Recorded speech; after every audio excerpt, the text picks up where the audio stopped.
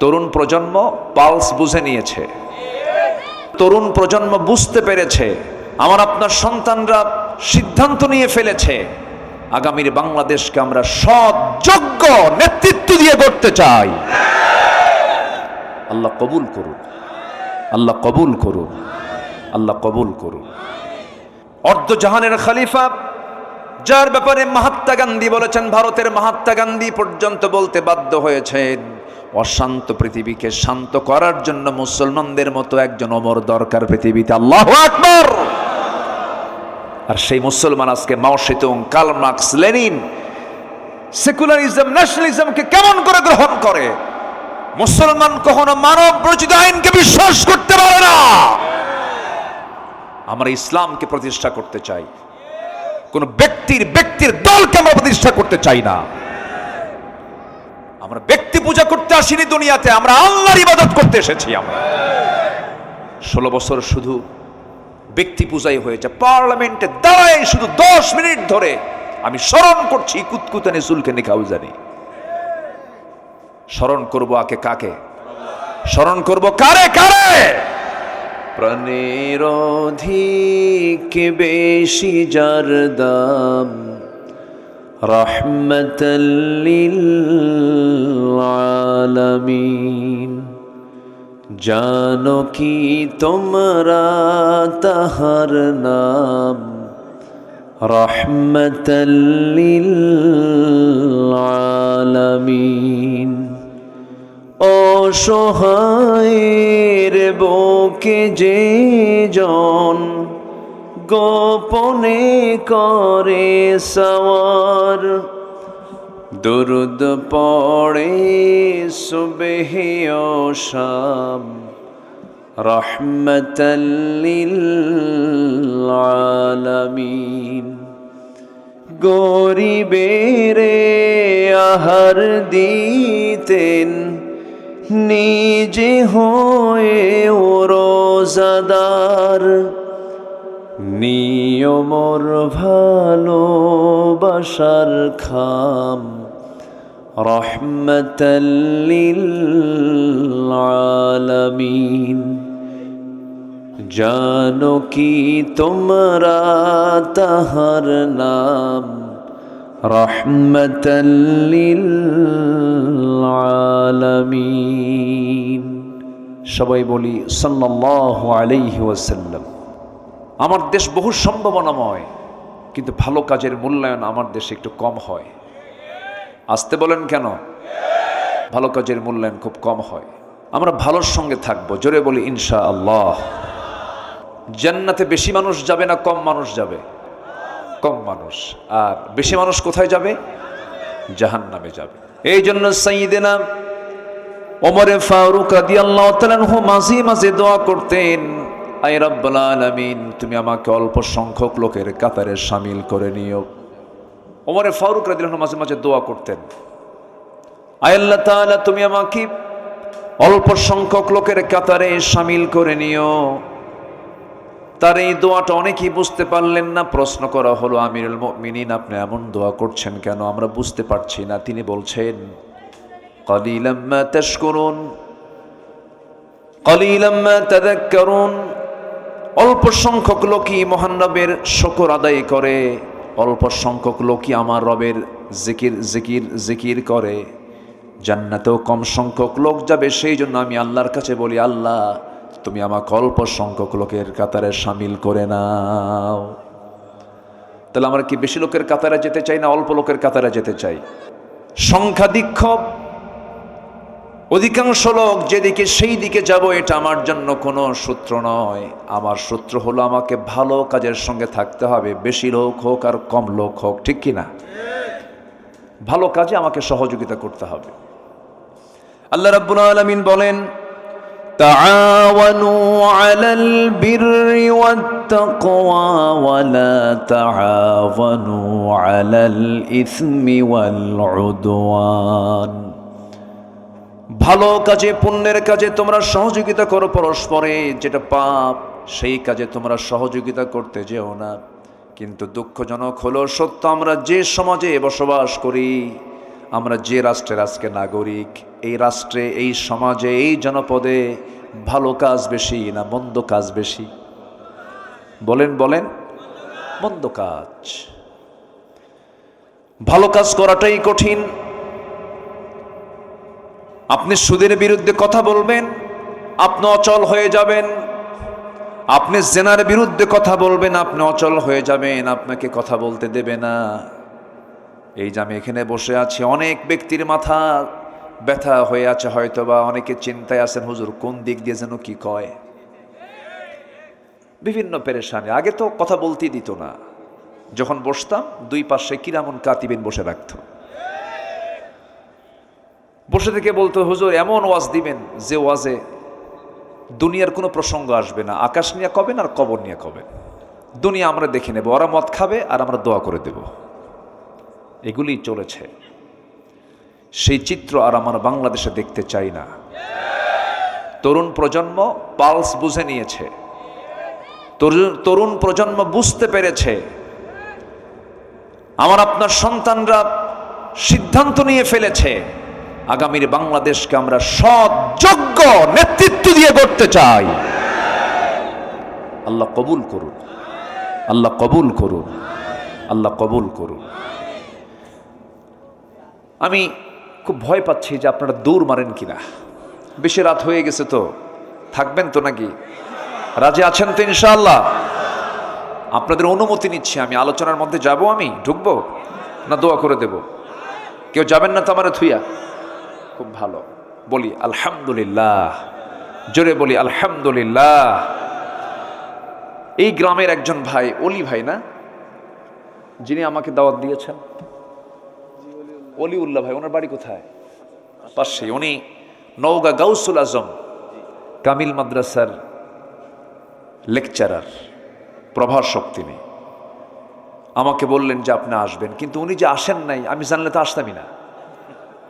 Host নাই, guest এসে বসে আছে, এমনি মজা করলাম। অত্যন্ত বিনয়ী মানুষ, উনি দাওয়াত দিয়েছেন, আমি এসেছি। আমি আপনাদেরকে দেখে আমি খুব খুশি হয়েছি, আল্লাহ কবুল করুন, জোরে বলে আমিন। কিন্তু আসলাম নাটোরে, কিন্তু কাঁচাগোল্লা পাইলাম না, পাইনি, এটা মিস হয়ে গেছে আপনাদের। সম্মানিত ভাইয়েরা, সম্মানিত বন্ধুগণ, ভালো কাজের সঙ্গে যদি আমরা সম্পর্ক রাখি, মন্দ কাজ এমনি দূর হয়ে যাবে। আমার দেশে একটা শ্রেণী আছে যারা নেতৃত্ব দিচ্ছে, যারা মসজিদের সভাপতি হতে চায়, যাত্রা কমিটির সভাপতি হতে চায়। এই নেতৃত্বকে ছাঁটাই করতে হবে। একই ব্যক্তি মসজিদের প্রথম কাতারে নামাজ পড়ে, আবার নাইট ক্লাবের সভাপতি হয়ে বসে থাকে, মদের বোতলও খায়, আছে কিনা বলেন? এগুলোকে আমাদের ছাঁটাই করা উচিত। আমরা সৎ যোগ্য হয়ে নিজেকেও গড়ে তুলব, সমাজকেও গড়ে তুলব, এবং সমাজের যারা নেতৃত্বে তাদেরকেও আমরা ওরকম ধরনের মানুষই দেখতে চাই। এবং এই হুকুমটা কি আব্দুল্লাহ আল আমিনের না আল্লাহর? কার হুকুম বলেন? আল্লাহর হুকুম।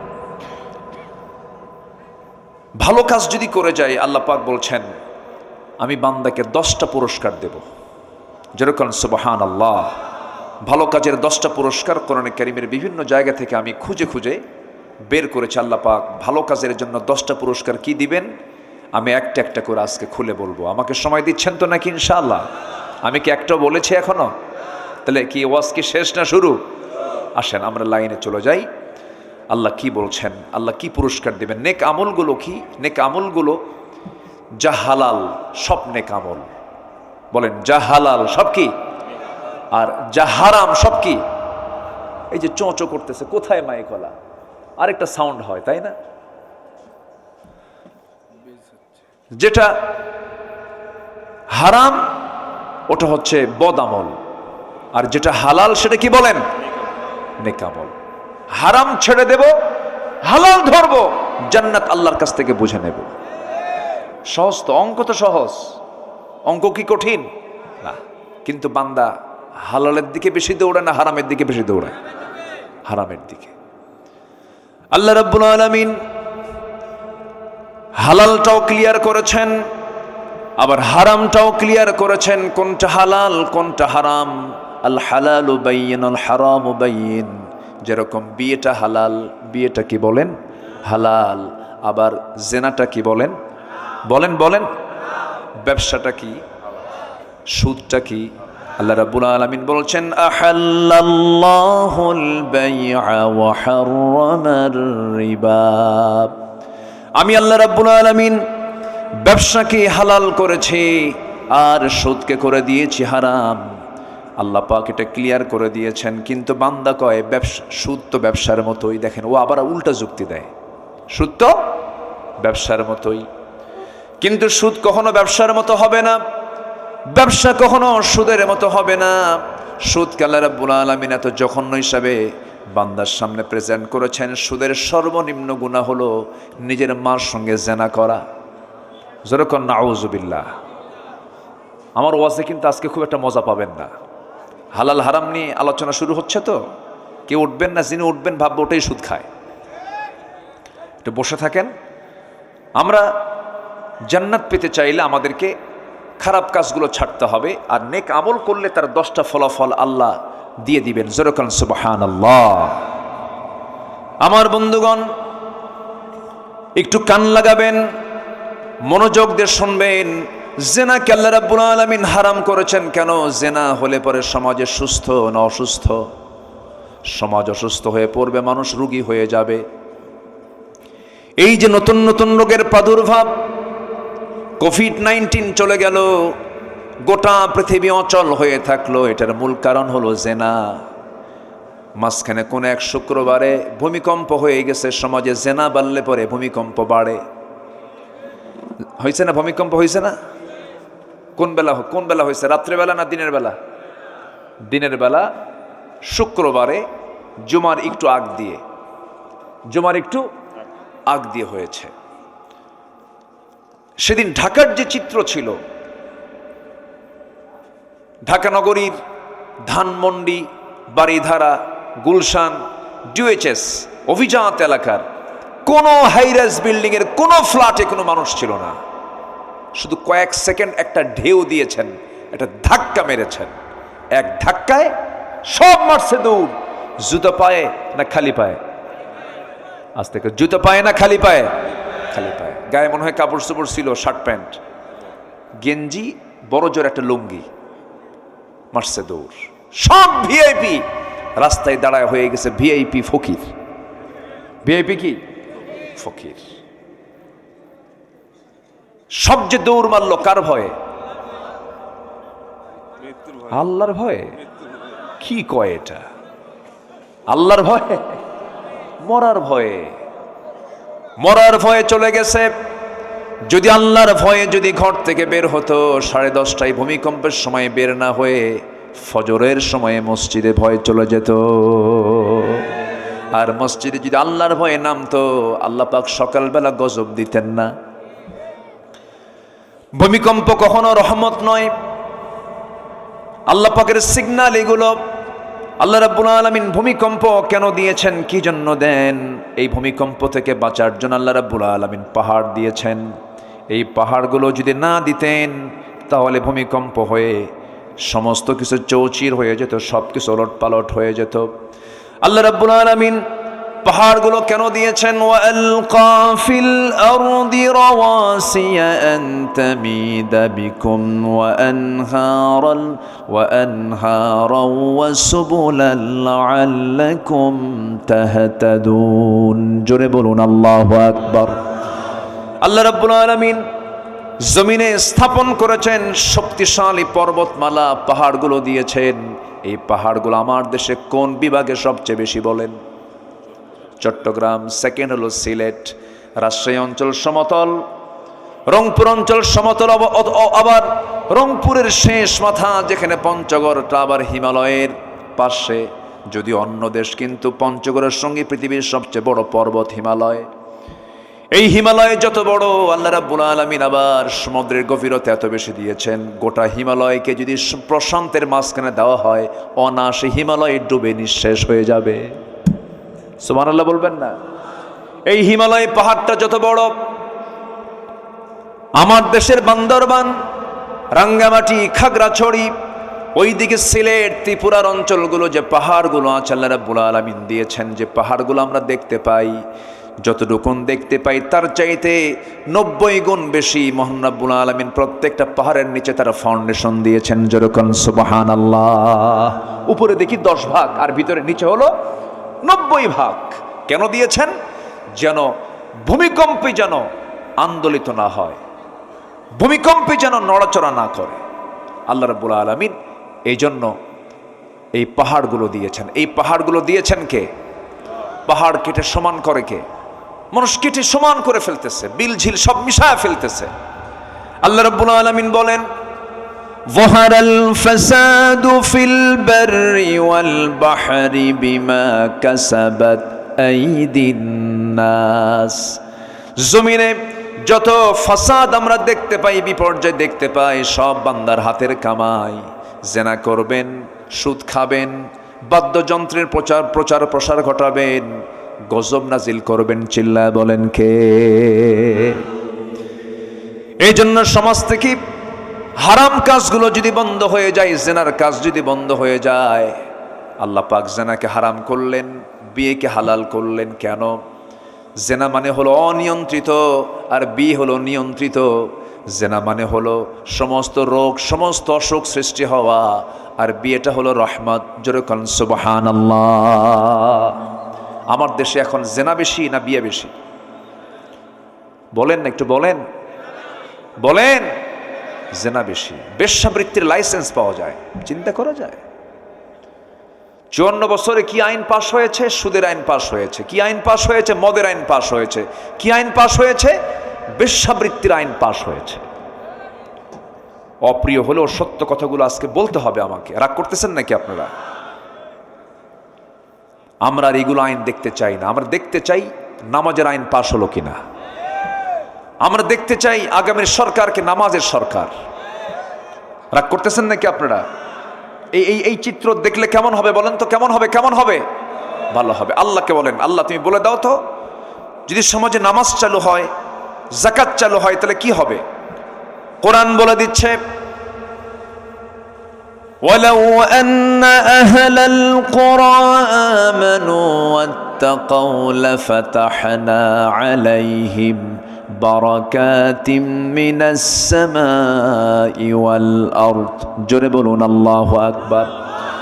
নামাজ যদি চালু হয়ে যায়, যাকাত যদি চালু হয়ে যায়, আমি আল্লাহ ঘোষণা দিলাম, আসমানের সমস্ত রহমত বরকতের দরজা আমি তার জন্য খুলে দেব, সেই জনপদে খুলে দেব। যেরকম সুবহানাল্লাহ। কার কথা? আসতে বলবেন না। কার কথা? আল্লাহর কথা। আমার বন্ধুগণ, নেক আমল হচ্ছে সবচেয়ে আমার বড় টার্গেট।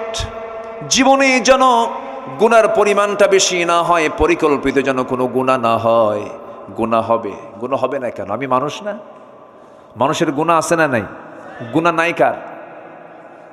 ফেরেশতার। বলেন গুনাহ নাই কার? আমরা কি ফেরেশতা না মানুষ? বলেন ফেরেশতা না মানুষ? কিন্তু দাম কিন্তু মানুষের বেশি। দাম মানুষের বেশি। ফেরেশতার দাম কেমনে হবে? কারণ ফেরেশতার গুনাহ করার যোগ্যতাই নাই, সে গুনাহ করবে কেমনে? কিন্তু বান্দার গুনাহ করার যোগ্যতা থাকার পরও আল্লাহর ভয়ে সে গুনাহ করে না, এই জন্য বান্দার দামটা বেশি। আমার বন্ধুগণ, সবচাইতে সফল জীবন হলো যে বান্দার জীবনে গুনাহ কম, নেক আমলের পরিমাণটা বেশি। তবে গুনাহ কিন্তু প্ল্যান করে করা যাবে না, হঠাৎ করে হয়ে যেতে পারে। কিন্তু হঠাৎ করে হয়ে যাওয়ার সঙ্গে সঙ্গে ভালো বান্দা যারা চোখের পানি ফেলে দিয়ে আল্লাহর কাছে বলবে, আল্লাহ আমারে মাফ করে দাও। রাত যখন গভীর হয়ে যাবে কি করবে? ওয়াল্লাযীনা ইয়াবিতুনা লিরাব্বিহিম সুজদান ওয়া কিয়ামা ওয়াল্লাযীনা ইয়াকুলুনা রাব্বানা ইসরিফ আন্না আযাবা জাহান্নাম ইন্না আযাবাহা কানা গরামান ইন্নাহা সাআত মুস্তাকাররান ওয়া মুকামা। জোরে বলুন আল্লাহু আকবার। রাত যখন গভীর হয়ে যাবে, সব বান্দা ঘুমিয়ে পড়বে। আল্লাহর যারা খুব কাছের বান্দাগুলো তারা করে কি? তারা মনে করে আল্লাহ তোমার জন্য প্রথম আকাশে এসেছেন। কোন আকাশে? রাত গভীর হলে আল্লাহ পাক প্রথম আকাশে চলে আসেন। আল্লাহ আছেন হলো 7 আকাশের উপরে, তিনি চলে আসেন 12টার পরে প্রথম আকাশের কাছে। আল্লাহু আকবার বলেন। কার জন্য আসে? কার জন্য? আমার জন্য। কার জন্য বলেন? আমার জন্য আসেন। এবং তিনি প্রশ্ন করেন, আলা মিন মুস্তাগফিরিন ফাগফির লাহ, কোন ক্ষমা প্রার্থী আছে আমার কাছে ক্ষমা চাবে, আমি তাকে ক্ষমা করে দেব। কি সুন্দর করে আমার আল্লাহ বলেন। এই জন্য আমার বন্ধুগণ, 5 ওয়াক্ত নামাজ তো পড়বই আমরা, একটা ওয়াক্তের নামাজ কখনো বাদ দেব না, তার নাম হলো তাহাজ্জুদ। যে ব্যক্তি তাহাজ্জুদকে কন্টিনিউ করবে, তার 5 ওয়াক্ত নামাজ কখনো কাজা হবে না। তাহাজ্জুদকে আমরা কন্টিনিউ করব। আল্লাহর সঙ্গে সম্পর্ক না সৃষ্টি হলে পরে কখনোই আমি এই দুনিয়ার জীবনে শান্তি পাবো না। হয়তো ভাববেন টাকা থাকলে শান্তি, বউ থাকলে শান্তি, সমাজে নেতা হয়ে গেলে শান্তি না। আপনি চলে যান তাদের কাছে, কোথাও শান্তি পাবেন না। শান্তির জায়গা একটা হলো কার জিকির। আসতে বলবেন না, কার জিকির। আল্লাহ রাব্বুল আলামিন বলেন, ومن أعرض عن ذكري فإن له معيشة ضنكا ونحشره يوم القيامة أعمى قال رب لم حشرتني أعمى وقد كنت بصيرا। এই আয়াতটা আমাকে দারুণভাবে ভাবায়। মাঝে মাঝে আমি অস্থির হয়ে যাই, একটা যখন পড়ি আমার কাছে কেমন যেন লাগে। আল্লাহ পাক খুব শক্ত ভাষায় বলেছেন, আল্লাহ বলছেন, যে বান্দা আমার জিকির থেকে আমাকে স্মরণ না করে যে বান্দা নিজেকে দূরে রাখবে, আমি তাকে কিয়ামতের দিন আমি তাকে অন্ধ করে তুলব, আর দুনিয়ার জীবনটা আমি তার জন্য সংকীর্ণ করে দেব। দুনিয়ায় কোনো শান্তি থাকবে না, অশান্তির আগুনে দাউ দাউ করে জ্বলবে। বউ থাকবে শান্তি নাই, টাকা থাকবে শান্তি নাই, পয়সা থাকবে শান্তি নাই, সন্তান থাকবে গাঁজা খাবে। কি বুঝতেছেন কি আপনারা? অশান্তির আগুনে দাউ দাউ করে জ্বলবে, আমি তার শান্তি উঠায় নেব এবং তাকে কিয়ামতের দিন অন্ধ করে তুলব। যখন বান্দা বলবে, আল্লাহ আমি তো চক্ষুওয়ালা, তুই চক্ষুওয়ালা ছিলি, তুই আমাকে দুনিয়ার জিন্দেগিতে যেমন করে ভুলে গেছিস, আজকের দিন ওয়াকাযালিকাল ইয়াউমা তুনসা, আজকের দিনও তোকে আমি ভুলে গেলাম। আল্লাহ যদি সেই দিন ভুলে যান, শুধু বিপদ না মহাবিপদ, শুধু বিপদ না মহাবিপদ, মহাবিপদ হয়ে যাবে। সেই মহাবিপদ থেকে বাঁচার জন্য আমার আল্লাহর জিকিরটা কখনো এক মুহূর্তের জন্য বাদ দেওয়া যাবে না। একজন খলিফার কথা হঠাৎ করে মনে হয়ে গেল। সেই খলিফার নাম হচ্ছে ওমর ফারুক রাদিয়াল্লাহু তাআলা আনহু। কয় নাম্বার খলিফা? বলেন কয় নাম্বার? কয় নাম্বার? 2 নাম্বার খলিফা ছিলেন। বহুদিন আগে, আজ থেকে 20 বছর হবে প্রায়, এক মাহফিলে বললাম, ওমর ফারুককে চিনেন কে? সামনে থেকে একজন দাঁড়ায়, ছোট্ট একটা ছেলে দাঁড়ায়, বলল, আমি চিনি। কে? আমাদের বাড়ির দোতলায় ভাড়া থাকে। আমাদের বাড়ির দোতলায় ভাড়া থাকে। এটা কি ভাড়া থাকে ওমর? আমি ছোট্ট ছেলেটাকে বললাম, তুমি 100-তে 100 পাইছো, তোমার বুদ্ধি যত দূর উত্তরও তত দূর। এই ওমর তো সেই ওমর নন, অর্ধজাহানের খলিফা, যার ব্যাপারে মহাত্মা গান্ধী বলেছেন, ভারতের মহাত্মা গান্ধী পর্যন্ত বলতে বাধ্য হয়েছেন, অশান্ত পৃথিবীকে শান্ত করার জন্য মুসলমানদের মতো একজন ওমর দরকার পৃথিবীতে। আল্লাহু আকবার। আর সেই মুসলমান আজকে Mao Zedong, Karl Marx, Lenin, secularism, ন্যাশনালিজমকে কেমন করে গ্রহণ করে? মুসলমান কখনো মানব রচিত আইনকে বিশ্বাস করতে পারে না। আমরা ইসলামকে প্রতিষ্ঠা করতে চাই, কোন ব্যক্তির দলকে আমরা প্রতিষ্ঠা করতে চাই না। আমরা ব্যক্তি পূজা করতে আসিনি দুনিয়াতে, আমরা আল্লাহর ইবাদত করতে এসেছি। আমরা 16 বছর শুধু ব্যক্তি পূজাই হয়েছে। পার্লামেন্টে দাঁড়ায় শুধু 10 মিনিট ধরে আমি স্মরণ করছি কুতকুতানি সুলকানি কাউজানি। স্মরণ করব আকে কাকে? স্মরণ করব কারে কারে? আল্লাহ। আল্লাহ ছাড়া আমার কেউ আছে? আল্লাহ ছাড়া কেউ আমার আছে? কেউ নাই। পৃথিবীর সব স্মরণ মাইনাস হয়ে যাবে। ছেলে আমার আপন না, মেয়ে আমার আপন না, বাপ মা ভাই বোন যা কিছু দেখছি সব এগুলো প্রতারণা। একদিন মরে যাব, সব আমাকে ভুলে যাবে, আমিও সবাইকে ভুলে যাব। পৃথিবীর সব কিছু ভুল, পৃথিবীর সব কিছু মুছে যাবে, কিন্তু যিনি আমাকে কখনো ভুলবেন না, ভুলতে পারেন না, তিনি কখনো আমাকে ছাড়বেনও না, তিনি আমার। চিল্লায় বলুন কে? আমাকে বেশি সবচেয়ে ভালোবাসেন কে? চোখ চালায়া দেন কে? কান চালান কে? মুখ চালান কে? হাতটা চালান কে? পাটা চালান কে? এই বডির মধ্যে যে রক্তগুলো আছে, রক্তগুলো সুন্দর করে ছাকায় দেন কিডনি দিয়া, তিনি আমার কে? মালয়েশিয়া সফর ছিল, এক বন্ধু আমার, নাম মমিন নাম। সালাম দিলাম, বন্ধু কেমন আছো? হাতটা ধরেই দেখি কবজির এখানে একটা মেশিন লাগানো। বললাম, বন্ধু এটাকে মেশিন এখানে কেমন যেন করে, কি হয়েছে? সে কেঁদে ফেললো, কেঁদে ফেলে বলছে, শত শত কোটি টাকার মালিক আল্লাহ পাক আমাকে বানিয়েছেন, কিন্তু দুটা কিডনি আমার নাই। আমি আল্লাহকে বলি, আল্লাহ সব সম্পদ তুমি আমার থেকে নিয়ে নাও, কিডনি দুইটা ভালো করে দাও। সপ্তাহে তাকে 4 দিন হসপিটালে যেতে হয়, কিডনি ডায়ালিসিস করার জন্য যেতে হয়, ডায়ালিসিস মেশিনে নিতে হয়। রক্তগুলো ডায়ালিসিস না করলে সে মরে যাবে, যা কিডনি করে তা দুনিয়ার মেশিন দিয়ে করতে হয়। দুনিয়ার মেশিন, ডায়ালিসিস মেশিনটার ওজন হলো 100 কেজি। আর আল্লাহ রাব্বুল আলামিন তার চেয়ে উন্নত মানের মেশিন দিয়েছেন আমাদের দেহের মধ্যে। দুইটা, একটা দিলেও চলতো, দুটো কিডনি দিয়েছেন। দুটা কিডনির ওজন হলো মাত্র 200-400 গ্রাম, আর ডায়ালিসিস মেশিনের ওজন হলো 100 কেজি। আল্লাহ পাক 200 গ্রামে যা দিয়েছেন, আর বান্দার 100 কেজিতেও তাও নাই। জোরে কোন সুবহানাল্লাহ। যদি এমনটা হয়ে যেত, যদি এমনটা হতো, আল্লাহ আমাকে দুনিয়া থেকে পাঠায়া দিলেন, যা তুই দুনিয়াতে যা, এরপর আকাশ থেকে 100 কেজি দুইটা কিডনি পাঠায়া দেব। ধানের বস্তা নেব না কিডনির বস্তা নেব? কত বেকায়দা হয়ে যেত। আল্লাহ বলছেন, বান্দারে এমন সুন্দর করে সৃষ্টি করেছি, তোর বডির মধ্যে সব প্ল্যান করে সুন্দর মতো ব্যালেন্স করে বানায় দিয়েছি। আল্লাযী খালাকাকা ফাসাওয়াকা ফাআদালাক। আল্লাহু আকবার। এই যে চোখ, এই যে কান, এই যে নাক, এই যে গলা, ইএনটি ডাক্তারের কাছে যান নাটোরে, একটা নাকের ডাক্তার, কানের ডাক্তারের কাছে গিয়ে বসেন। ডাক্তার যদি আপনাকে বোঝানো শুরু করে, পদ্মা, মেঘনা, যমুনা যত বড়, তার চাইতে বড় আল্লাহ পাক এই চোখ কান নাক বানায় দিয়েছেন। জোরে বলেন সুবহানাল্লাহ।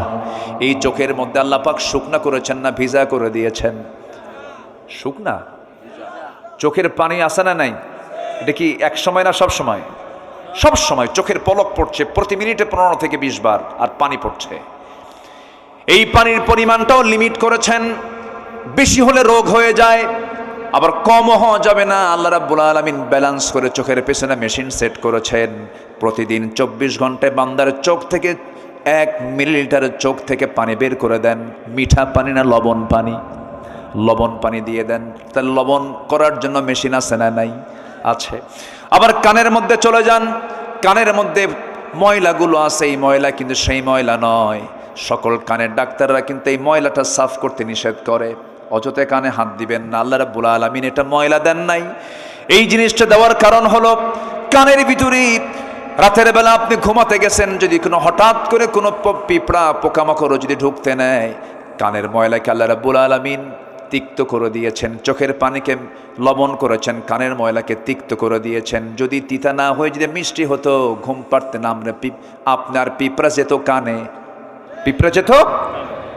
কান সাফ করবেন না, ঘুম পারবেন? যদি কোনো পিঁপড়া হঠাৎ করে যদি ভুল করে ঢুকেও যায়, সঙ্গে সঙ্গে যখন দেখে খাবারটা তিতা, না কাম হবে না, বেলাইন চলে আসি, ব্যাক করে। সুবহানাল্লাহ বলবেন না? কানকে সিকিউর করলেন, চোখকে নিরাপত্তা দিয়ে দিলেন, চোখকে হেফাজত করলেন, ভাইরাস থেকে বাঁচার জন্য লবণ দিয়ে দিলেন। ভাইরাস, যেখানে লবণ থাকে সেখানে কোনো ভাইরাস থাকে না, কোনো জীবাণু সেখানে বসবাস করতে পারে না। চোখটা সেফ, কানটা সেফ। এবার আপনি আসেন জিহবার কাছে। জিহবাটা আল্লাহ রাব্বুল আলামিন জোয়ারের মধ্যে রেখে দিয়েছেন। জোয়ার না ভাটা? জোয়ারে রেখে দিয়েছেন।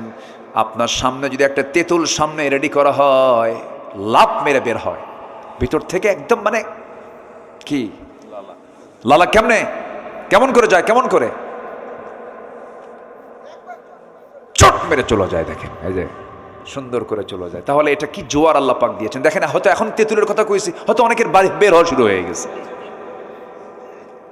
কিভাবে আল্লাহ পাক মেশিনগুলোকে সেট করেছেন। তাহলে কানেরটা তিতা, চোখেরটা কি বলে লবণ, আর জিহ্বারটা হলো স্বাদহীন, কোনো স্বাদ নাই। যদি মিষ্টি হতো তাহলে মিষ্টির স্বাদ পেতাম না, যদি টক হতো টকের স্বাদ পেতাম না, যদি এটা ঝাল হতো ঝালের স্বাদ পেতাম না। আল্লাহ পাক এটাকে নিউট্রাল করে স্বাধীন করেছেন। যে খাবারই দেয় ব্রেনে কি সিগন্যাল দেয়, কুসু হত্যা। কেউ তো সুবহানাল্লাহ বললেন না? এই যে হাজার প্রকারের স্বাদ আল্লাহ রাব্বুল আলামিন জিহ্বার ভিতরে দিলেন। আল্লাহ বলছেন আলাম নাজআল লাহু আইনাইনি ওয়া লিসানান ওয়া শাফাতাইনি ওয়া হাদাইনাহুন নাজদাইন। জোরে বলুন আল্লাহু আকবার। বান্দারে এত কিছু তোরে দিয়ে দিলাম, বান্দা আমার জিকির করবি না কেন? ওমরে ফারুকের কথা মনে হলো, তিনি দুনিয়া থেকে বিদায় নিচ্ছেন। জিকির কাকে বলে একটু বোঝানোর জন্য আমি তার প্রসঙ্গ নিয়ে আসলাম। সারা জীবন তিনি দোয়া করেছেন, আয় রাব্বুল আলামিন আল্লাহুম্মা রযুকনি শাহাদাতান ফি সাবিলিক ওয়াজআল মাউতি ফি বালাদি রাসূলিক। তিনি সারা জীবন দোয়া করেছেন, আল্লাহ তুমি আমাকে শহীদের দরজা দান করো, আর নবীর শহরে তুমি আমার মৃত্যুটা দিয়ে দিও। এই দোয়া তিনি প্রায় করতেন। আল্লাহ রাব্বুল আলামিন তার দোয়াটা কবুল করলেন। যদিও মদিনার প্রেক্ষাপটে সেই সময় মদিনায় কোনো যুদ্ধ হওয়ার সম্ভাবনা ছিল না, কারণ বদর হয়ে গেছে, উহুদ হয়ে গেছে, খন্দক হয়ে গেছে, বড় বড় যুদ্ধ হয়ে গেছে, তিহামা অঞ্চল দখল হয়ে গেছে। এখন যুদ্ধ হলে দেশ বিজয়ে যুদ্ধ হবে, কিন্তু মদিনার আশেপাশে কোনো যুদ্ধ লাগবে না। কিন্তু তিনি দোয়া করতেন, আল্লাহ তুমি আমাকে মদিনায় মৃত্যু দিও, শহীদে মওত দান করো। আল্লাহ পাক তার এই দোয়াটাই কবুল করলেন। তিনি করলেন কি, কোন এক ফজরে তিনি নামাজ পড়তে গেলেন। ওমরে ফারুক নামাজ পড়তেন না পড়াতেন? বলেন, পড়তেন না পড়াতেন? তিনি দেশের নাগরিক ছিলেন না শাসক ছিলেন? তিনি একজন শাসক, আবার তিনি আবার মসজিদের ইমাম। তাহলে মসজিদের ইমাম হবে দুইজন না একজন? বলেন, দুইজন না একজন? যিনি শাসক হবেন তিনি ইমাম হবেন। আমরা সামনের শাসককে আমরা ইমাম ওয়ালা শাসক দেখতে চাই, ঠিক কিনা? এই এক বাক্যের মধ্যে বহু সিগন্যাল আছে। আমার কথা কি বোঝা গেল? বোঝা গেল? বোঝা গেল? বিগত সময়ে দেখেছি কি বক্তব্য। আগামীকাল ঈদুল আজহার জানাজা নামাজ, শোনেন নাই? শোনেন নাই? এগুলো শোনেন নাই?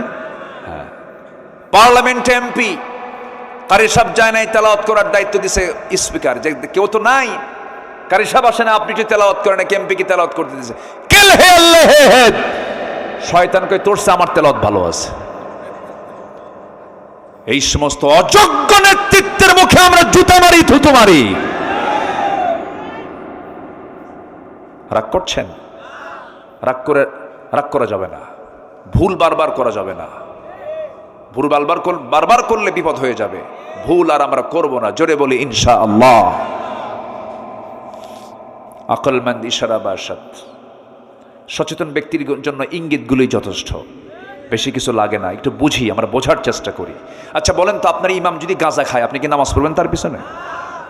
আপনি বলবেন আমি না হয় মদ খাই, হুজুর কেন গাঁজা খায়? ইমামকে কত কি দেখি আমরা। ইমামের দাড়ি ছোট হলে বলে হুজুরের তাকওয়া ঠিক নাই, দাড়ি ছোট ফাঁসে হুজুর। কি ঠিক কিনা বলেন?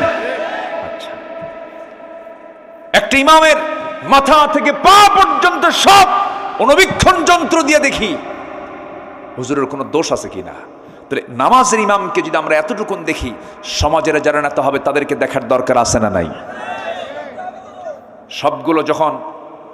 সবগুলো যখন নির্বাচন আসে, এত দরবেশ হয়, মাথার চুল দেখা যায় না, টুপি সাদা টুপি, সাদা পাঞ্জাবি, সাদা পায়জামা, দাড়ি খোসা খোসা কদম ফুলের মতো, আতর 4-5টা লাগায়, ঘাড়ের উপর একটা হাজির রুমাল নিয়ে গাম যায় নামাজ হাতে নিয়ে আসরের নামাজ 5 বার পড়ে। আছে না নাই? সম্মানিত ভাইয়েরা, আমরা নামাজ পড়বো একদিন না সব দিন? আমরা নামাজ পড়বো একবার না 5 বার? আমরা নামাজ পড়বো সারা বছর না সারা বছর একদিন? সারা বছর। কয়বার নামাজ হবে দিনে? বলেন, দিনে রাতে কয়বার? 5 বার। আমার বন্ধুগণ, ওমরে ফারুক রাদিয়াল্লাহু তাআলা আনহু একদিকে শাসক, আরেকদিকে ইমাম। ফজরের নামাজের সময় হয়ে গেছে, তিনি নামাজ পড়াতে যাচ্ছেন। নামাজে দাঁড়িয়েছেন, মুসল্লায় তিনি দাঁড়িয়েছেন, নামাজ শুরু করে দিয়েছেন। প্রথম রাকাত হয়ে গেছে, দ্বিতীয় রাকাতে নামাজ পড়তে নিয়ে হঠাৎ করে রুকুতে গেলেন। এক শত্রু এসে তার ডান দিকে এসে তার পেটের মধ্যে চাকু ঢুকায়া দিল। যখন বিষ মিশ্রিত চাকু যখন ঢুকায়া দিয়েছে, বিষাক্ত চাকু যখন ঢুকায়া দিয়েছে, তখনও তিনি ধরাশয়ী হন নাই, সতর্ক হয়ে দাঁড়ায় গেছেন। কিন্তু বুঝে ওঠার আগে আবার তাকে ধরে তল পেটে 2টা স্টেপ মেরে দিয়েছে, ভুঁড়ি আংশিক বের হয়ে গেছে ওমরে ফারুক রাদিয়াল্লাহু আনহুর। তিনি আর নিজেকে নিয়ন্ত্রণ করতে পারলেন না, রক্তাক্ত অবস্থায় তিনি মসজিদে নববীর ভিতরে পড়ে গেলেন। যখন তিনি পড়ে গেলেন এই সময় সেন্স ছিল না, কয়েক ঘন্টা সেন্স ফিরে পেলেন। সকালবেলা হয়ে গেল, চোখটা মিলেই দেখেন তার কলিজার টুকরার সন্তান আব্দুল্লাহর সামনে দাঁড়ানো। আব্দুল্লাহকে দেখে বলছে, আব্দুল্লাহ রে কান্দো কেন? কেঁদো না, আমার জন্য পানি আনো তো। 1 গ্লাস পানি আনা হলো। 1 গ্লাস পানিটা ওমরে ফারুক দেখেই বলছেন, আব্দুল্লাহ এই পানি কিসের জন্য এনেছো? আপনার পানির জন্য এনেছি, আপনি পান করুন। না রে আব্দুল্লাহ, আমার কোনো তৃষ্ণা নাই, আমার তৃষ্ণা হলো ফজর নামাজ তো হয় নাই, ওযুর পানি নিয়ে এসে দাও। জোরকান সুবহানাল্লাহ। এটার নাম জিকির। এটার নাম কি বলেন? জিকির। ওযুর পানি এনে দাও। ওযুর পানি এনে দেওয়া হলো। কষ্ট করে তিনি ওযু বানালেন। ভুঁড়িটা বের হওয়া, গামছা দিয়ে ভুঁড়িটা বাঁধলেন, গামছা দিয়ে পেটটা বাঁধলেন। নামাজে দাঁড়ায় গেছেন, কিন্তু পারলেন না, মাথা চক্কর মেরে পড়ে গেলেন। শুয়ে ইশারা করে নামাজটা পড়ার পরে বলছে, আব্দুল্লাহ কেঁদো না, কান্দো কেন? তোমার বাবার তো সারা জীবনের দোয়া আজকে কবুল হয়ে যাচ্ছে। তোমার বাবার দোয়া হলো আমি যেন শহীদ হয়ে যেন মদিনায় যেন মারা যাই। আজকে আমি বড় ভাগ্যবান। আমাকে যে আঘাত করেছে সে কোনো মুসলিম নয়, সে একজন অগ্নিপূজক, আবু লুলু মাজুসি, সে আমাকে অ্যাটাক করেছে। আমি একজন অগ্নিপূজকের হাতে শহীদ হয়ে যাচ্ছে। আমি আল্লাহর দরবারে দারুণ কৃতজ্ঞ। আল্লাহ তুমি আমাকে শহীদের কাতারে শামিল করে নিও। আব্দুল্লাহ তুমি আমাকে হাসি মুখে বিদায় করে দাও। এই কথা বলিয়ে বলছেন, আব্দুল্লাহ কেন্দ্র না, আব্বা আপনার জন্য ডাক্তার নিয়ে আসছি। ডাক্তার সামনে বসে গেলেন। ডাক্তার বসেই বলতেছে, আমিরুল মুমিনিন আপনার জন্য আমি 1 গ্লাস দুধ এনেছি, আপনি পান করুন। বিসমিল্লাহ বলে তিনি দুধ পান করলেন, কিন্তু দুধটা পেটের মধ্যে থাকলো না, স্টমাকে রাখতে পারলেন না, কারণ পেটটা ফুটো হয়ে গেছে। ফুটো পেট দিয়ে সব দুধগুলো বাইরে বের হয়ে গেছে। ডাক্তারের জিহ্বায় কামড় মেরে বলছেন, ইন্না লিল্লাহ, আমরা কিছুক্ষণের মধ্যে আমরা খলিফাতুল মুসলিমিনকে হারায় ফেলবো, তিনি আর বাঁচবেন না, কোনো উপায় নাই। ওমরে ফারুক মুস্কি মুস্কি হাসি মেরে বলছেন, ওরে ডাক্তার তুমি আমাকে বাঁচাবা কেমনে? তুমি তোমাকে আর বাঁচাতে পারবে না, কারণ নাকের মধ্যে ওমর জান্নাতের ঘ্রাণ পাওয়া শুরু করেছে। জোরে বলেন সুবহানাল্লাহ, আরো জোরে বলেন সুবহানাল্লাহ। সাইয়েদনা ওমর ফারুক রাদিয়াল্লাহু তাআলা আনহু এরপরে বলছেন, আব্দুল্লাহ আমার জীবনের একটা বড় শখ, 2 বছর আগে আমার হাতে আমার ভাই বকরকে নবীর কবরের পাশে তাকে শোয়া দিলাম। তার কত বড় ভাগ্য সৌভাগ্য, আমার নবীর পাশে সে ঘুমাচ্ছে।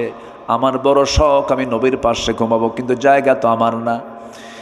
জায়গার মালিক হচ্ছেন আম্মা জান আয়েশা সিদ্দিকা রাদিয়াল্লাহু তাআলা আনহা। তিনি যদি আমাকে না দেন আমি কেমন করে যাব, কেমন করে সেখানে ঘুমাবো? আব্দুল্লাহ একটু যাও তো, আমি রক্তাক্ত অবস্থায় পড়ে আছি, আমি যেতে পারছি না, তুমি একটু গিয়ে বলো আমার আব্বারই অবস্থা, আপনার কাছে এই প্রস্তাব দিয়ে আমাকে পাঠিয়েছে। তার কলেজের টুকরা আব্দুল্লাহ গিয়ে যখন এই জাতীয় প্রস্তাব যখন দিয়ে ফেললেন, মা আম্মা জান আয়েশা চোখের পানিতে সয়লাব হয়ে গেছেন, কাঁদতে কাঁদতে বেকারার হয়ে গেছেন। আহারে, অর্ধজাহানের শাসনকর্তা ওমরে ফারুকের মতো মানুষ আমার কাছে সামান্য একটা জায়গার জন্য আবদার করতেছে, আমার কবরের জায়গাটা আমি বিশ্বজাহানের খলিফা ওমরে ফারুকরে দান করে দিলাম। আমার বন্ধুগণ, এই ছোট্ট ইতিহাস থেকে আমি যে বিষয়টা বোঝাতে চাচ্ছিলাম, যত কিছুই হোক না কেন সবাইকে ভুলবো, কিন্তু ভুলবো না যাকে তিনি আমার চিল্লায় বলুন কে? কাকে ভোলা যাবে না? সবচেয়ে শ্রেষ্ঠ সৎ আমল, নেক আমল হলো এই নেক আমলটা। আল্লাহকে যদি জিকির করি, আল্লাহকে যদি স্মরণ করি, আল্লাহর আইন কানুন যদি মেনে চলি, আমার দ্বারা কখনো খারাপ কাজ হতে পারে না, আমার দ্বারা কোনো অন্যায় কাজ হতে পারে না। কারণ আমার জীবনের সবচাইতে বড় রাজসাক্ষী যিনি, তিনি আমার কে? আমার অন্তরের খবরটাও রাখেন কে? আল্লাহ তাআলা। কোরআনের আলোকে এই নেক আমলের 10টা শ্রেষ্ঠ ফলাফল একটাও এ পর্যন্ত বলি নাই। নাম্বার 1 একটু শিখে নেই। আল্লাহ রাব্বুল আলামিন বলছেন, যারা সৎকর্ম করে দুনিয়া থেকে বিদায় নেবে তাদের 1 নাম্বার ফলাফল হলো আল্লাহ তাদেরকে ভালোবাসবেন। যেরকম সুবহানাল্লাহ। তাহলে আল্লাহর ভালোবাসা পাওয়ার জন্য কোন আমল লাগবে বলেন? বা বলেন, সৎ আমল না বদ আমল? বনের সম্পত্তি মেরে খাওয়া ভালো কাজ? এই এলাকায় কি বনের সম্পত্তি মেরে খায়? হ্যাঁ, খুব কম। খুব কম নাকি না খুব বেশি? খাওয়ার পরিমাণ কম না বেশি বলেন? খুব বেশি। গ্রামের মাতব্বরও দুষ্ট কম না, বুঝলেন? মাতব্বরদের আগে কানে কানে বলে আসে, শোনেন বিচারটা এটা করে দিবেন। ঘুষও খায়, এ আছে না নাই? পার্থিব স্বার্থকে প্রাধান্য দিতে গিয়ে আপনি বনের সম্পত্তি বন যা পেত তার ব্যবস্থা না করে আপনি মিথ্যা একটা ফায়সালা দিয়া বনকে মাহরুম করলেন। আপনি বিচারক হয়ে আপনাকে জাহান্নামে যেতে হবে। ভাইগুলো চালাক কি? বনের সম্পত্তির উপরে লাগানো ধান, সেই ধান বিক্রি করে ওমরায় যায়। কই যায়? ওমরায় যায়। ওমরায় যায় আজোয়া খেজুর কেনে, জমজম পানি সবকিছু নিয়ে বোনের জন্য আবার 1 ভরি স্বর্ণের চেন দিয়া 2 ভরি স্বর্ণের চেন নিয়ে চলে আসে। ভাবে যে একটু বোনকে দেই, বোন পাবে 1 কোটি টাকার জায়গা। আর বোনের জন্য কিনছে একটা চেন আর আজোয়া খেজুর আর জমজম পানি আনছে। জমজম পানি এনে আজোয়া খেজুর এনে বাড়িতে ঢোকার সঙ্গে সঙ্গে বোনকে ফোন দিয়ে বলে, বোন কোথায় আছো? তাড়াতাড়ি আসো, আমি তোমার জন্য, আমি তোমাকে দেখার জন্য ব্যাকুল, তাড়াতাড়ি আসো। বোন বোনকে ডেকে আনে, বোনকে পাশে বসায় বলে, বোন আমার, মক্কার যে জায়গায় বসেছি তোমার জন্য দোয়া করেছি, মাতাফে বসেছি দোয়া করেছি, হেরাম বেদে তোয়াফ করেছি দোয়া করেছি, মক্কায় দোয়া করলাম, মদিনায় দোয়া করলাম, তোমার জন্য এই আজোয়া খেজুর আনছি, তোমার জন্য জমজম কূপের পানি আনছি, আর সোনার মদিনা থেকে তোমার জন্য সোনার একটা চেন নিয়ে আসছি। বোন মাথাটা নিচু করে তোমাকে পড়ায় দেই। বোন তো দারুণ খুশি, ভাই আমাকে খুব ভালোবাসে। চেন টেন পড়ায় দিয়া খেজুর আর আজওয়া আর জমজম পানি খাওয়ায় দেবার পাশে বোনকে বসায় বলে, বোন একটা কথা বলবো। কি ভাই বলো? একটা কথা বলবো, রাগ করবা না তো? না, অংশ নিলে কিন্তু ধ্বংস হয়। কত বড় বদমাইশ! তাহলে এতক্ষণ ধরে সে যে ওমরার প্ল্যানে গেছে ওমরা করতে, এই যাওয়া আসার মূল টার্গেট হলো কি বলেন? বোনে ফাঁকি দেওয়া। ওর হজ কবুল হবে? ওর হজ কবুল হবে? ওর ওমরা কবুল হবে? একটা বিষয় মাথায় রাখবেন, যত কিছুই হোক না কেন কারো হক যেন আমার দ্বারা নষ্ট না হয়। এটা সবচাইতে খারাপ আমল, এটা যেন না হয়। এমনকি আমার কথায় যেন কেউ কষ্ট না পায়, তাহলে আমি তার হক নষ্ট করলাম। এমনকি যার জন্য আমি গীবত করছি তার হক আমি নষ্ট করে ফেললাম। আল্লাহ পাক তাকে মাফ করবেন না। মাফ করবেন কখন? যখন আপনি ওই ব্যক্তির কাছে গিয়ে বলবেন, ভাই আমি অমুক দিন তোমার নামে গীবত করছিলাম, তুমি আমারে মাফ করে দিও, আল্লাহ আপনাকে মাফ করে দিবেন। যেরকম সুবহানাল্লাহ। এই জন্য হক সম্বলিত কোনো অপরাধ নিজের জীবনে বাস্তবায়ন করা যাবে না। বাপ যেদিন মারা গেছে সেই দিনই উচিত বোনদেরকে ডাক দিয়ে বুঝায় দেওয়া, তোমরা তোমাদের অংশ নিয়ে চলে যাও। আমার এই ওয়াজের লাইনে অন্তত ভাইরা খুশি না হলো বোনরা দারুণ খুশি, হুজুর বাস্তব একটা কথা বলছেন। আরো কিছু কন, ভাইরা কিছু বসে আছে নাকি? আচ্ছা, রাগ করলেন নাকি আপনারা? সুদের বিরুদ্ধে কথা বললাম, এটাও তো একটু ডিসফেভার হতে পারে। আবার বোনের সম্পদ বুঝা দিতে বললাম। নেকামল তো আজকে আমার সাবজেক্ট হচ্ছে নেকামল। তো নেকামল করতে গেলে যেটা বদামল এগুলো খুঁজে বের করার দরকার আছে না নাই? আচ্ছা, এই কথাগুলো শুধু আপনি শুনছেন না, এই কথাগুলো এখানে প্রায় অনেকগুলো চ্যানেল আসছে। এমনকি এখানে যতগুলো চ্যানেল আসছে, অনেক 2-4টে টেলিভিশনে এতগুলো চ্যানেলে এত প্রচার হবে না। এই অনুষ্ঠানটা, এই প্রোগ্রামটা হয়তো আগামী 3-4 দিনের মধ্যে কোটি কোটি মানুষের কাছে আমার এই আলোচনাগুলো চলে যাবে। সম্মানিত ভাইয়েরা, নেক আমল আমার আপনার জন্য সবচাইতে বড় পুঁজি। এই পুঁজি শুই মরার আগে কামাই করব না মরার পরে? মরার আগে। আমার বন্ধুগণ, নেক আমল করলে কি হবে? 1 নাম্বার, আমরা আল্লাহর ভালোবাসার প্রিয় পাত্র হয়ে যাব। মহান রব্বুল আলামিন সুন্দর করে বলছেন, ওয়া আনফিকু ফি সাবিলিল্লাহ ওয়া লা তুলকু বিআইদিকুম ইলা তাহলুকা ওয়া আহসিনু ইন্নাল্লাহা ইউহিব্বুল মুহসিনিন। জোরে বলুন আল্লাহু আকবার। দুই একজন করে লোক উঠতেছেন আমাকে না বলে। হ্যাঁ, আমি কি করব, দোয়া করে দেব নাকি? যে যাচ্ছেন কেন, রাতও হয়ে গেছে বেশি, একটু বসেন। আমি সবার কাছে করজোরে মিনতি জান, একদম বিনীত সুরে আমি বলতে চাই, দয়া করে আর কেউ উঠবেন না। আপনি ওঠা মানে কি জানেন? মাহফিলের শৃঙ্খলা কি রক্ষা হলো না ভঙ্গ হলো? ভঙ্গ হয়ে গেল। এটা কিন্তু খেলাফ, আদবের খেলাফ। আমি যোগ্য কেউ না, আমি নিজেকে খুব আমি মনে করি আমি অযোগ্য, আমার সেই যোগ্যতা নাই, নগণ্য হলাম আমি আল্লাহর। কিন্তু আমাকে আপনারা চেয়ারে বসায় দিয়েছেন, তাহলে আমি এই মঞ্চে বসে আছি, আমি কথা বলছি। বলুন তো উচিত কার আগে ওঠা? আপনার আগে ওঠা না আমার আগে ওঠা? বলেন তো। আমার আগে উঠতে হবে। আমি যখন উঠবো তখন আপনি উঠবেন, এটা হচ্ছে আদব। এটা কি বলেন তো? আদব।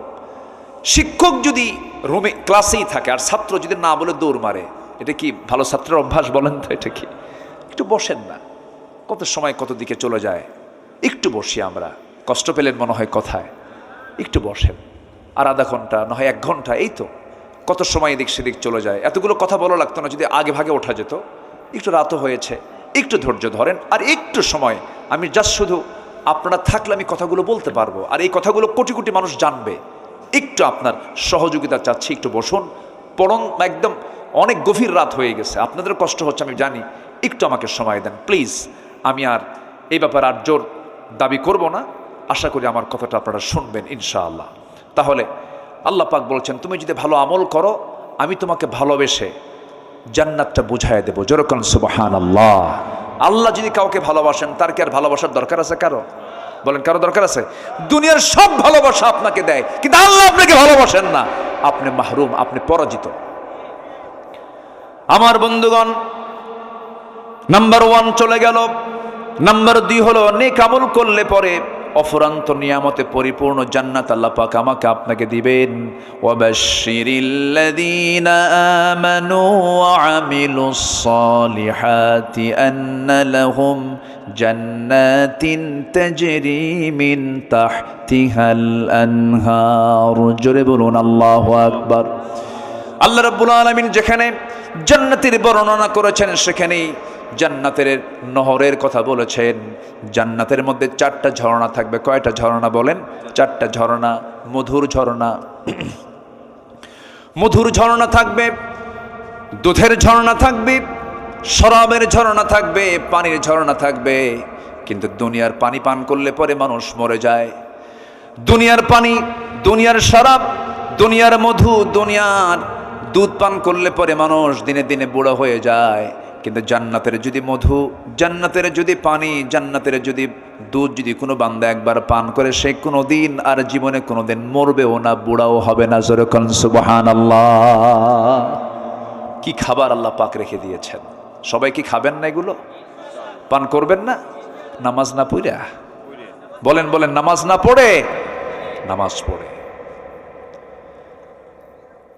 হ্যাঁ, দুঃখ লাগে জানেন। আচ্ছা বলুন তো, ব্রহ্মপুরের মসজিদে, আমি ব্রহ্মপুরকে আগে ধরি, ব্রহ্মপুরের মসজিদে কোন ওয়াক্তে সবচেয়ে মুসল্লি কম পাওয়া যায়? বলেন, আপনারা বলেন একটু। ফজরে। থামেন, ফজরে সবচেয়ে কম। বাড়িতে মানুষ বেশি থাকে, বেশিরভাগ মানুষ থাকে কোন সময় বাড়িতে বলেন তো? ওই ফজরে। কি করে? মেরাজে যায়, মেরাজে যায়, ঘুমায়। দুঃখ, এটা কষ্ট। কিন্তু আমি কিন্তু খুব দিলে ধাক্কা দিলাম। আমি আর কিভাবে বুঝাবো বলেন? দিলে ধাক্কা দিলাম। 64,000 গ্রামের দিকে তাকান আপনি। পাতিলের ভাত সিদ্ধ হয়েছে কিনা, চাউল সিদ্ধ হয়েছে কিনা গোটা পাতিল চেক করতে হয় না একটা চেক করলে হয়ে যায়? একটা চিপলেই পাতিলের ভাতের চিত্র বোঝা যায়। ঠিক একটা গ্রামকে চিপলেই গোটা দেশের চিত্র ভেসে ওঠে। গোটা মসজিদ, গোটা দেশের মসজিদগুলো ফজরের সময় কান্দে কান্দে, মুসল্লি নাই। কি ঠিক কিনা? মুসল্লি নাই। 5 জন বুড়া যায়। কয়জন? 5 জন বুড়া যায়। যখন বুড়া চাচাকে বলা হয়, চাচা আপনি মসজিদে আসছেন, আপনি তো বুড়া মানুষ, মাজুর না আসলে তো হতো। বাবা আমিও আসতাম না, বুড়ি নাই তো এই জন্য আসছে। বাস্তব, এটা বাস্তব। যেদিন ব্রহ্মপুর আপনার গ্রামের ফজরের মসজিদের মুসল্লি ফজর নামাজের মুসল্লি জোহর, আসর, মাগরিব, এশার চাইতে বেশি হবে। আমি হলফ করে বলে যাচ্ছি, সেই দিন থেকে আপনার গ্রামে কোনো চুরি, জেনা, মদ, নেশা, আকাম কুকাম সব বন্ধ হয়ে যাবে। তাহলে একটা ডিউটি আমরা আজকে এখান থেকে নিয়ে যাই, সেটা হলো গ্রামে ফজরের মসজিদ আমরা মুসল্লি দিয়ে মসজিদ ভরায় ফেলবো। সিদ্ধান্ত কি নেওয়া যায়? সিদ্ধান্ত কি নেওয়া যায়? আপনার গ্রাম ফজরের মসজিদে, আপনার গ্রামের মসজিদ ফজরে মুসল্লিতে ভরে যাক। সবাই কি চান? কারা কারা চান দেখি, কারা কারা চান?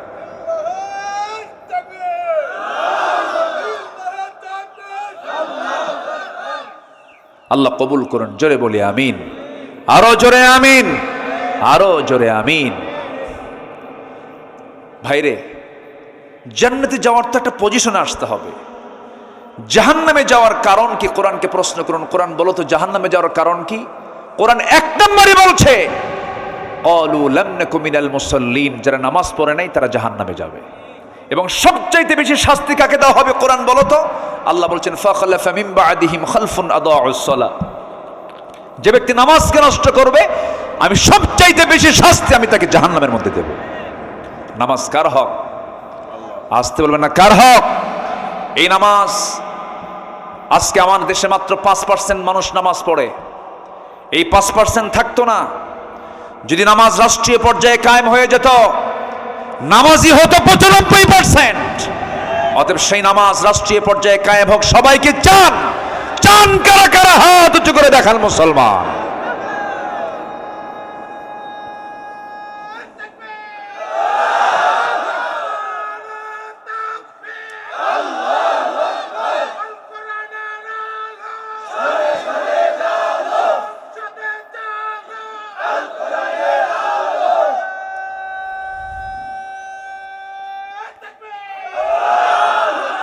আল্লাহ কবুল করুন। জোরে বলি আমিন।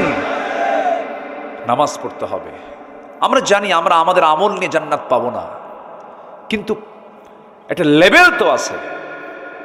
নামাজই পড়ে না বান্দা, আল্লাহ তাকে মাফ করবে কেমনে বলেন? বউটাকে নিয়ে গোটা দুনিয়া দেখায়, হোন্ডায় তোলে। আসেন এরকম কিছু বদমাইশ আছে না? বদমাইশ আছে না?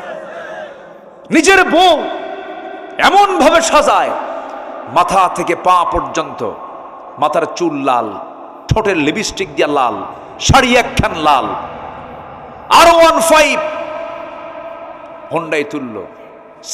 আবার ছেলের মাথার চুল কেমন জানেন? এইদিকে চুল নাই, পিছনে চুল নাই, মাথার উপরে দক্ষিণ তালপট্টির দ্বীপ। এই ডিজাইন পাইছো কোথায় বাবা? বলে যে বুঝবেন না হুজুর, এগুলো আধুনিক হালচাল। কার ডিজাইন? কে মেসি, তুমি কি নেইমার, তুমি কি কুত্তা। মাথার চুল ঠিক আছে না? হাতে একখান বালাও পরে, কানের দুলও পরে, কোমরে বেল্টের তালা, প্যান্ট এমন পরে টান মারলি খুলে পড়ে। নাভির উপরে হচ্ছে প্যান্ট পরার নিয়ম, সেই নাভির নিচে, এত নিচে সীমান্ত বর্ডার, যে কোনো মুহূর্তে অ্যাক্সিডেন্ট ঘটতে পারে। এই হচ্ছে প্যান্টের দশা। আর প্যান্ট নতুন কিনে আনে হাঁটু ফাটা। কি ফাটা? হাঁটু ফাটা। আচ্ছা বলেন তো, মানে ফাটা প্যান্টের দাম বেশি না ভালো প্যান্টের দাম বেশি? ফাটা প্যান্টের দাম 8000 আর ভালো প্যান্টের দাম 800 টাকা। কি রুচি! রুচির কি পছন্দ ধরেছে আজকে? যা দিয়ে নামাজি হবে না সেই প্যান্ট পরে। রাগ করতেছেন নাকি? যুবকরা শুধু চরিত্র সুন্দর করো, চোখের পর্দা করো, চোখের পর্দা। মা বোরকা পরে আছেন আপনি, আর সারা রাত ধরে আপনি মোবাইল দেখতেছেন, পর পুরুষকে দেখতেছেন। আপনার ভূমিকা হলো মাথায় টুপি আছে কিন্তু পরনে লুঙ্গি নাই।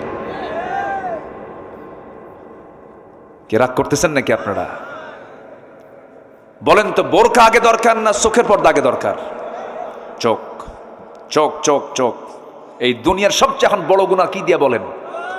গোটা দুনিয়ার মানুষ এখন কিসের দিকে তাকায় আছে? স্মার্টফোনের দিকে। গুনাহ করাচ্ছে। ফোন যদি আপনাকে চালায়, আপনার ফোন ব্যবহার করা হারাম। আপনি ফোনকে চালাবেন জায়েজ, কিন্তু ফোন আপনাকে চালায়, ওই ফোন ব্যবহার করার দরকারই নাই। কি আমার কথায় কি একমত? আপনারা একমত? এই কথা কি বলার দরকার আছে? যুবকরা এগুলো করো না। তুমি লুকায় লুকায় কি করো? কেউ দেখে না। কে দেখেন? আল্লাহ দেখেন। তুমি ভাবতেছো আমি লুকায় লুকায় দেখতেছি, পর্নোগ্রাফিতে আসক্ত হইও না, তোমার ফ্রন্টাল সেলগুলো সব নষ্ট হয়ে যাবে, যৌবন ধ্বংস হয়ে যাবে, বাস্তবতার সঙ্গে এগুলোর কোনো মিল নাই, এগুলোর দিকে যাবা না। আমার বন্ধুগণ, ছোট্ট ছোট্ট বাচ্চাদের হাতে মোবাইল দিয়ে দেয় মা, গেমসগুলো দেখায়, খেলাগুলো দেখায় আর খাওয়ায়। এই ফোন কত ধ্বংস করে দিয়েছে পরিবার, কার বউ কে নিয়ে শুয়ে থাকে, কি ঠিক কিনা বলেন? লাইন ধরবো একটা, কার লাইন? আর মোবাইলের মধ্যে কত Line, Messenger, Imo Line, WhatsApp, Viber, Instagram, Kurigram, কি ঠিক আছে না? সব লাইন বাদ, আল্লাহর লাইনকে ধরতে হবে। আকাম কুকাম করা যাবে না, বিয়ের প্রয়োজন হয়ে যাবে জেনার কাছে যেও না, পিছন ধরে দরজা দিয়ে যাও না, লুকালুকি কোনো কিছু করতে যেও না। বিয়ের প্রয়োজন সুন্দর করে বলে ফেলো, বিয়ের প্রস্তাব দিয়ে দাও, আব্বাকে বলো আব্বা বিয়ে করাও। কিন্তু কিছু কিছু বেকুব বাপ আছে, নিজের পায়ে দাঁড়া। এই এখানে জোরে কে কইল ওর বিয়ে করা দরকার তাড়াতাড়ি, কি ঠিক কিনা? বাপরা বোঝে না, মারা বোঝে না, বিয়ে যে কত বড় জরুরি জিনিস। যে যুবক, যে সন্তানটা আপনার বুকটা উঁচু করে বলে, মুখ খুলে বলে বিয়ে করাও, এটা অত্যন্ত চরিত্র ভালো লক্ষণ। আর যে যুবক আছে কিন্তু বিয়ের কথা কয় না, ও তো বাইপাস মারে, ও তো আকাম কুকাম করে বেড়ায়, কি ঠিক আছে কিনা? যুবকরা সময় হলে বিয়ে করে ফেলবা, আব্বা আম্মাকে বলবা যে আল্লাহ চালাবে। কে চালাবেন? আল্লাহ চালাবেন, আল্লাহ চালাবেন। আল্লাহ চালান তো, আল্লাহ চালান না, আল্লাহ চালান না। বিয়ে করে কি খাওয়াবো? বউ তো হাতি। একজনেরটা দুজন ভাগ করে খাবেন, একজনেরটা দুজন ভাগ করে খাবেন। হাদিস আছে না নাই? হাদিস আছে না নাই? আচ্ছা, একটু মনোযোগ দিয়ে কথাগুলো শোনেন, রাখেন, একটু কান লাগাবেন। আমার নবীজি বিয়ের পক্ষে ছিলেন, বিয়েটাকে সহজ করেছেন রাসূল। আমার নবীজি বিয়েটাকে এত সহজ করে দিয়েছেন। এক কালো সাহাবী, কি সাহাবী বলেন? কালো সাহাবী। এই কালো সাহাবী নবীর কাছে এসে বলছেন, ইয়া রাসূলুল্লাহ, আমার কি বিয়ে হবে না? রাসূল বললেন, কেন? বহু মেয়ে দেখলাম, বিয়ে হয় না। রাসূল বলছেন, তোমার বিয়ের দায়িত্ব আমি নিলাম। হুজুর, কে? ইবনে ওহাবের মেয়ে আছে, চলে যাও, আমার প্রস্তাব দিয়ে দাও। রাসূল বললেন, সাহাবী বলছেন, না আমি একা যাব না, আমি এমনি এমনি যাব না, দলিল করে দেন। আমার নবীর কাছ থেকে একটা চিঠি লিখিত করে নেওয়া হলো। এই চিঠিখানা নিয়ে মেয়ের বাবার কাছে গিয়ে বলছে, এ মেয়ের বাপ ইবনে ওহাব, এই চিঠিখানা পড়ো, তাড়াতাড়ি ব্যবস্থা করো। দেখছেন কি অবস্থা? মেয়ের বাবা চিঠিখানা পড়লেন, রাসূল চিঠি পাঠিয়েছেন, সম্মানজনক চিঠি। খুব খুশি হয়ে গেলেন। খুশি হয়ে এবার বলছেন, শোনো, আমার মেয়ের কাছে আগে প্রস্তাবটা দেব, আমার মেয়ে যদি পছন্দ করে হয়ে যাবে। এই কথা শুনে, এই কথা বলেই ভিতরে চলে গেছেন। মেয়েটা পাশে দেওয়াল ঘেসে ঘেসে সব কথা শুনে নিয়েছে। এবার বলছে, মা তোমার জন্য বিয়ের প্রস্তাব এসেছে, যদি পছন্দ হয় বিয়ে হয়ে যাবে। কিন্তু ছেলেটা কিন্তু কালো, মেয়েটা কাঁদতেছে। এবার বলছে, মা তুমি যেহেতু কাঁদতেছো, বিয়ে দেব না। আব্বা বুঝতে ভুল করেছেন, নবী যাকে পছন্দ করেছেন সেই পুরুষটাই হবে আমার স্বামী। ওই মহিলাটা দারুণ সুন্দরী ছিলেন, কিন্তু কালো ছেলে রাসূল পাঠায়া দিয়েছেন, তিনি তাকেই পছন্দ করে ফেলেছেন। আজকের সমাজে কিছু মহিলা আছে, একটু সুন্দর চেহারা হলে পরে, স্বামী একটু কালো হলে পরে, দেমাগ কম না বেশি? আজ থেকে দেমাগ কম না বেশি? একটু কিছু লাগলেই বলে যে তুমি একটু আয়নার চেহারা দেখো তো, আমার সঙ্গে তোমার যে বিয়ে হয়েছে তোমার 14 গোষ্ঠীর কপাল। আছে কিনা? আছে কিনা? আছে। আবার কিছু পুরুষ আছে, বউটা একটু কালো হয়ে গেছে, মনটা খারাপ, নতুন বিয়ে করছে, 3 দিন মাত্র বয়স, 4তম দিনে বাচ্চার মতো কান্দে। কান্দিস কেন? সুমনের বউ দেখতে কত সুন্দর, আমার একটা বউ হলো, দেখেন নজর গেছে সুমনের বউয়ের দিকে। আপনার বউ কখনো সুন্দর হবে না যদি আপনার নজর যদি অন্যদিকে যায়। আর আপনার নজর যদি আপনি ঠিক রাখেন, আপনার বউ হবে পৃথিবীর সবচাইতে সুন্দরী নারী। আমার মায়েরা খুব খুশি, ওদের ভালো করে রাখেন, ওদের চোখ নজর ঠিক নাই। আমরা চোখটাকে ঠিক রাখবো। জোরে বলি ইনশাআল্লাহ, আর জোরে বলি ইনশাআল্লাহ। কষ্ট পাচ্ছেন মনে হয়। আমার নবীজির প্রিয় সাহাবী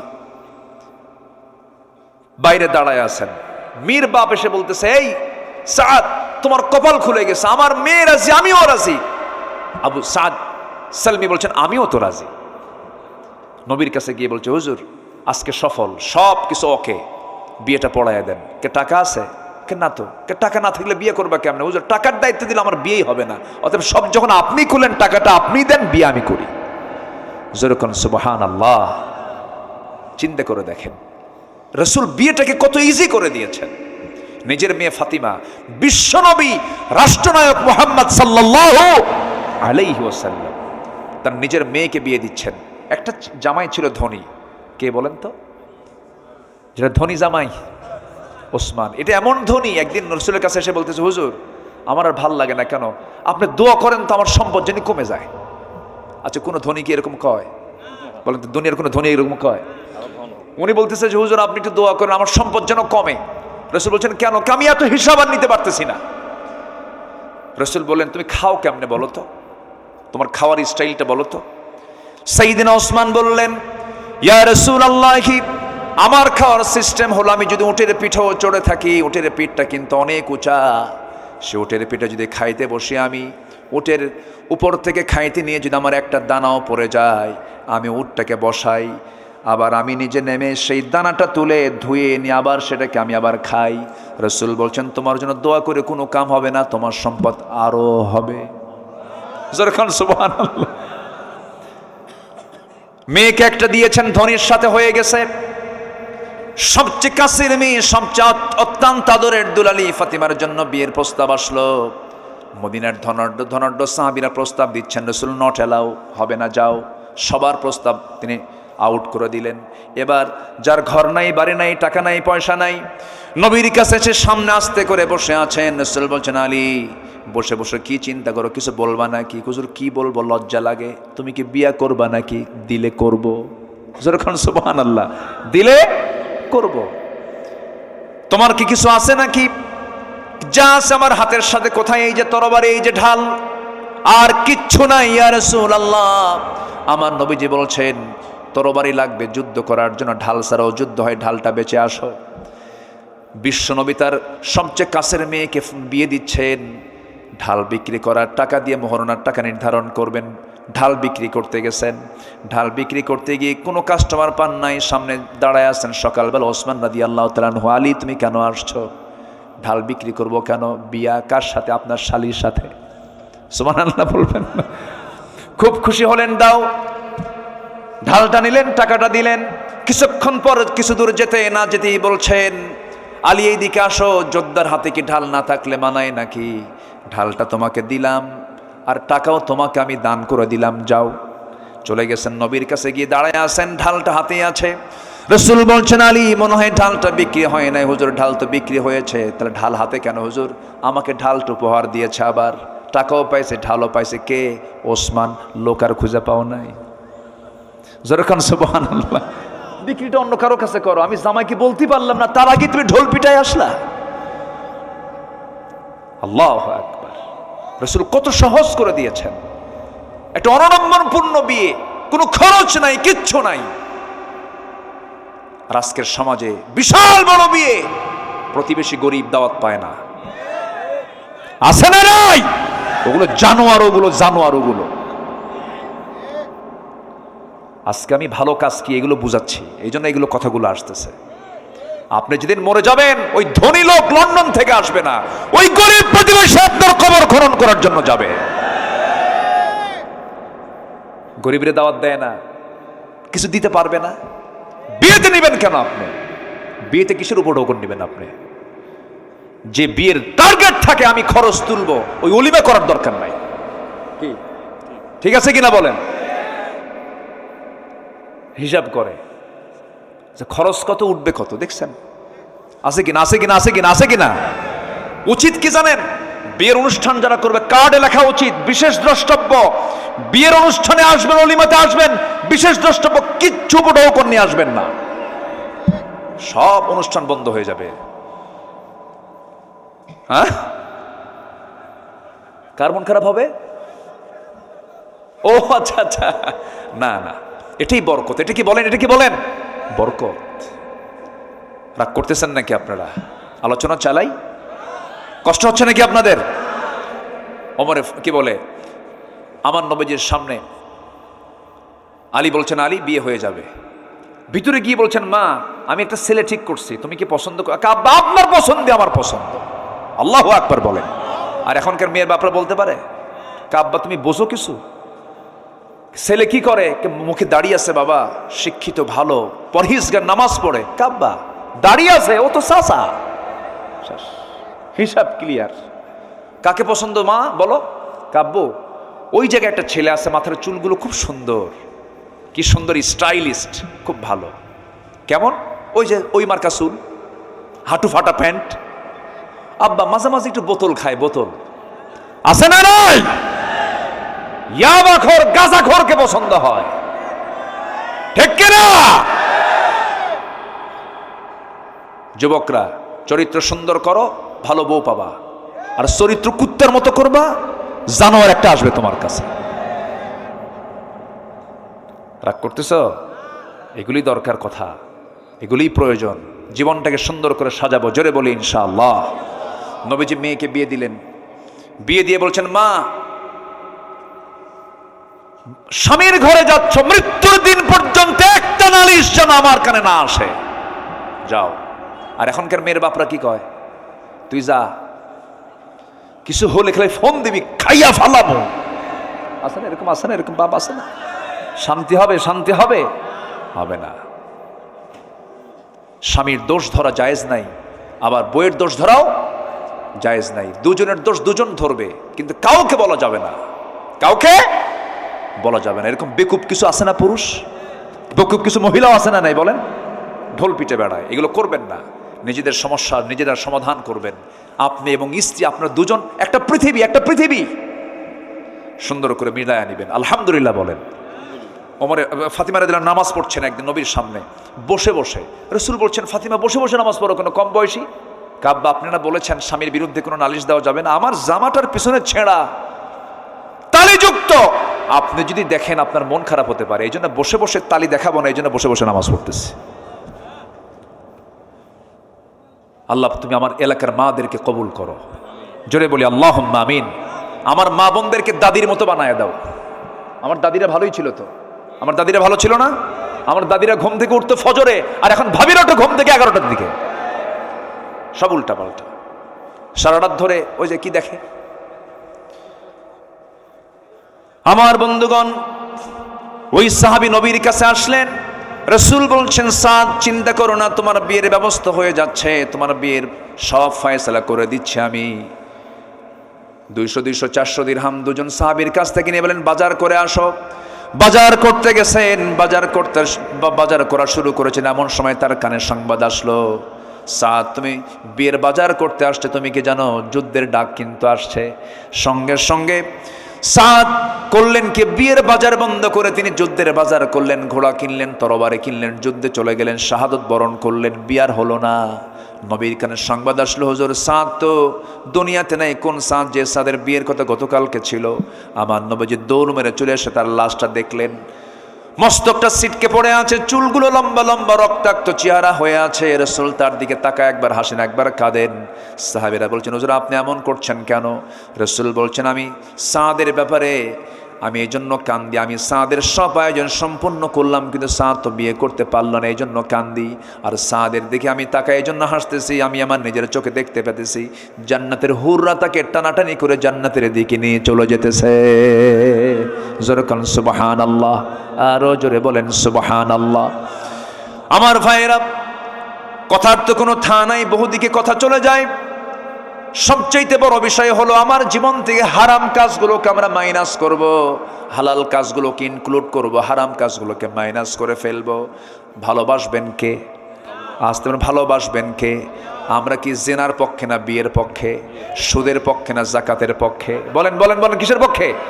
জাকাতের পক্ষে। বেনামাজ না নামাজ? বেনামাজ না নামাজ? সুদ না জাকাত? ভালো কাজের দিকে আমরা নিজেকে প্রস্তুত করে ফেলবো। আল্লাহ সৎকর্মের ফলাফল হলো 10টা, 2টা চলে গেল। সৎকর্মের মাধ্যমে গুনাহ মাফ হয়ে যায়। গুনাহ কি হয়ে যায়? মাফ হয়ে যায়। নাম্বার 4 হলো আল্লাহর তরফ থেকে পবিত্র জীবনের সুসংবাদ হয়। পবিত্র জীবন কাকে বলে? পবিত্র জীবন তো তার যে জীবনকে আল্লাহ রাব্বুল আলামিন জান্নাতের জন্য প্রস্তুত করেছেন। জোরে বলেন সুবহানাল্লাহ। মান আমিলা সালিহাম মিন যাকারিন আও উনসা ওয়া হুয়া মুমিনুন ফালানুহয়িয়ান্নাহু হায়াতান তাইয়্যিবাহ। জোরে বলুন আল্লাহু আকবার। নাম্বার 5 হলো মহান আল্লাহর রহমত প্রাপ্তির সুসংবাদ। নেক আমল করলে পরে আল্লাহ পাক রহমত দিয়ে ধন্য করবেন। আমরা কি হিসাব দিয়ে জান্নাত পাবো নাকি? হিসাব দিয়ে জান্নাত পাবো? রহমত দরকার কার? কার রহমত দরকার? আল্লাহর রহমত দরকার। একটা ছোট্ট ইতিহাস মনে পড়ে গেল। আমার নবী ইতিহাসটা সাহাবায়ে কেরামের সামনে একদিন বলছিলেন। সাহাবীদেরকে বলেন, ও সাহাবীরা বলবো নাকি? হুজুর বলেন। রাসূল বলছেন, বনি ইসরাইল যুগে 3 যুবক তারা কোন এক সফরে বের হলো। হঠাৎ করে তাদের সামনে বিশাল বড় ঝড় শুরু হয়ে গেল। সেই ঝড়ের কবলে পড়ে গেছেন এই 3 যুবক। পাহাড়ি এক গর্তের মধ্যে গিয়ে তারা আশ্রয় নিল।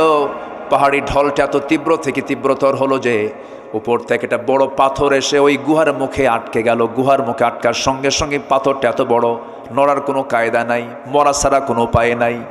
ওই সময়ে 3 যুবক আল্লাহর দরবারে 3 দিক হয়ে রোনাজারি করতে করতে বেকারার হয়ে যাচ্ছেন। রাসূল বললেন, এক যুবক দোয়া করে, আল্লাহ আমার কাছে একজন লেবার কাজ করতে এসেছিল সকাল থেকে সন্ধ্যা পর্যন্ত, কিন্তু আমি তাকে তার পেমেন্টটা দিতে পারি নাই। বহুদিন পরে সে আমার কাছে আসলো, আমি তার টাকাটা আমি ফেলে রাখি নাই, তার টাকা দিয়ে একটা ছাগল কিনেছি।